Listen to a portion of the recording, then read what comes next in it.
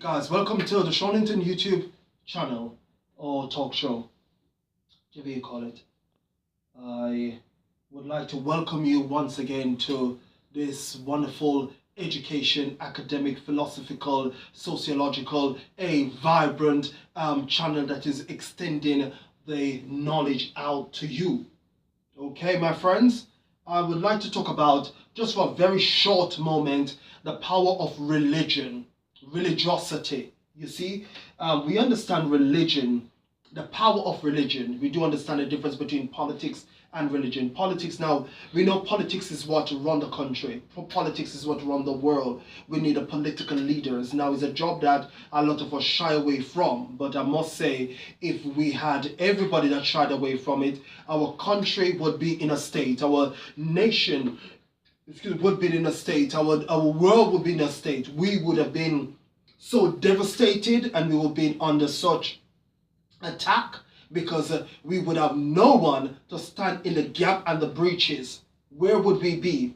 Where would the borders be? So we have to pray for the leaders, pray for the political leaders, and pray for the administrative leaders that assist politics and assist the leader of the political party and prime minister to carry out the necessary laws, legislation, world government, and just whatever necessary to take to for the people, not just a selfish thing for their own self, but it's for the people, for the people. That's why leaders are elected, for the people. Now I want to talk about the power of religion. Now we do understand we've got one of the biggest crime, religion, the war of the cross, the war of this, the war for over religion, the war. We understand that predominantly when the Roman Empire became from politics to religion, when it turned. Constantine was the emperor of Rome, was the first emperor of Rome to merge the church, the state, and the church together. Now Constantine is dead so many years ago, but he's left behind him devastation. He left behind him a whole lot of catastrophe and wars and issue in the church, because the state and the church now merged together. We understand that the world was predominantly, one of the leading religion is Catholic. It's all over the country, it's all over the world. This country, we know in Henry VIII days, when he wanted to divorce and marry his wife, and an advisor said to him, well, this is what you do. The Pope at the time said no, he won't acknowledge the marriage, and he broke off from the Church of Rome, formed his own religion, which is now the Church of, broke off from the church, from the Catholic Church, and formed his own religion, which is named the Church of England. The Anglican faith was formed because of Henry VIII, adulterous relationship actually, and because he wanted to marry. We know he had an issue having a son, and he wanted a son, so he believed something was wrong with the wife, I think, and he wanted to remarry somebody as, I think it was Queen Elizabeth the First mother, and he formed their own church and became the head of his own church. We do understand a lot of churches been formed of breaking from another religion to another religion all through the ages. The Bible days, we have got with the scribes and the Pharisees. This is why Jesus came, to give us something that is a little beyond religion. A little beyond religion. It's the love for people. It's the love for God first, and then love for people, mankind, humanity.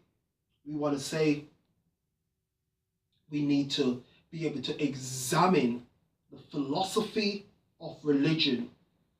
Is the ability to analyze and evaluate what you are in, to see if what your actions are for good or for evil, to understand if your actions is going to be able to help society or damn society.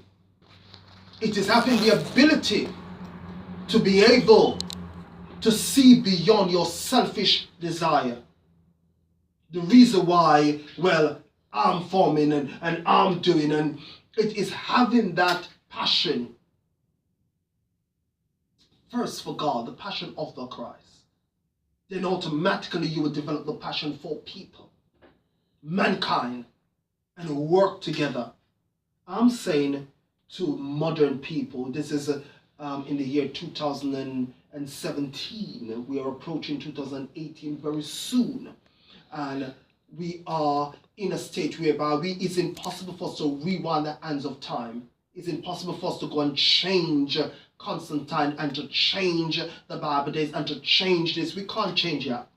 The past is there for an example, for learning, educating, empowering, equipping, liberating, sending us higher and giving us the ability to transcend culture, race, and everything that will oppose a threat or an hindrance otherwise. We receive the power. The power of enlightenment comes, and that I bring to you at this point in time to let you know that these issues exist long before you came here. These issues are here. Now, the purpose for this meeting now is to let you know, examine what you're in. Examine what you are in. Examine. If it is not for God, and if it is not for mankind, then I will ask you to leave. Put a big question sign. Hit the road. That is not for you. We are here because God has created the heavens and the earth. God is the initiator and the chief architect. The great designer is Him, the Holy One. Now, He made all mankind. Leaders are here, religious leaders are here to empower, to encourage, to equip, and to shed the light. To shine the light for us to be able to walk in newness of light. For us to be able to see life in a bigger scope, in a wiser scope, in a better scope. You don't have to say, well, I don't believe in the Pope, I don't believe in this. No, you can keep your individuality in what you believe in and what God tells you, but that doesn't hinder you from mixing. That doesn't hinder you from including. That does not hinder you from taking the gospel to everybody. Remember that He made all are His creation. The earth is the Lord's. Now it is full time, high time for the religious church to stop judging, stop pointing finger, and start to educating and equip. And for the people to stop just taking what, like me, say, but do your own research. I ain't a God. Do your own research. Read your own books. Pray to God. Remember that you are going to stand before God one day and to give an account for your own self. You can't say, well, he said this and this said that and this said that. Find out the matter. Search out the matter for yourself. Remember that you are an individual. You're not a robot. You're not to be controlled. You're not to be dominated. You're not to be overpowered. You're not to be overwhelmed and to be in slavery, mentally or physically. Be free within your mind. Be free in your spirit. Have a right to demonstrate the will and the purpose that was designed for your life into the world. Remember this, that you're going to all die one day. We, all of us. Let religion I'm speaking to all the religious leaders in the United Kingdom, in America, in Canada, in Jamaica, across the globe, in Africa. If you are a leader and it is not for good, stop. Stop. Let us use the power for good. Let us use the power rightly. Let us use what God has given us in a positive and to direct people to God and direct people to love everybody and leave all the judgment to God. I say to you today, remember, the power of religion is to lead people to total enlightenment, total liberation, power to be able to conquer all things. My time is up. I say to you, remember, you can do anything God wants you to do. Take care. Thank you.